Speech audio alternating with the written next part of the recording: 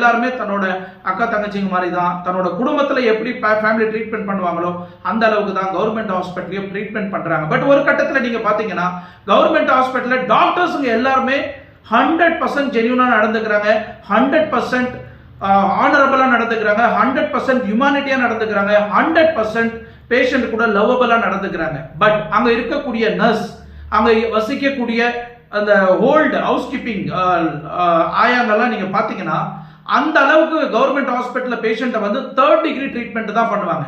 மூஞ்சில அடிச்ச மாதிரி பேசுறது, காரி மூஞ்சில துப்புறது, ஒரு மாதிரி அன்ப்ராப்பரேட்டா பிஹேவ் பண்றது, ஒரு மரியாதை இல்லாம நடந்துக்கிறது. டாக்டருங்க அந்த அளவுக்கு வணக்கம், குட் மார்னிங், குட் ஆஃப்டர்நூன் அந்த அளவுக்கு மரியாதையோட நடந்துக்குவாங்க. ஆனா சில சீனியர் நர்ஸுங்க, சில சீனியர் ஹவுஸ் கீப்பிங் ஸ்டாஃபுங்கெல்லாம் அந்த அளவுக்கு கேவலமா நடந்துக்கிறாங்க கவர்மெண்ட் ஹாஸ்பிட்டல்ல. இதை 100% நீங்க ஒரு புரோட்டோகால் வச்சு ஒரு ரூல்ஸை ஃபாலோ பண்ணீங்கன்னா கண்டிப்பா கவர்மெண்ட் ஹாஸ்பிட்டல்ல கிடைக்கிற ட்ரீட்மெண்ட்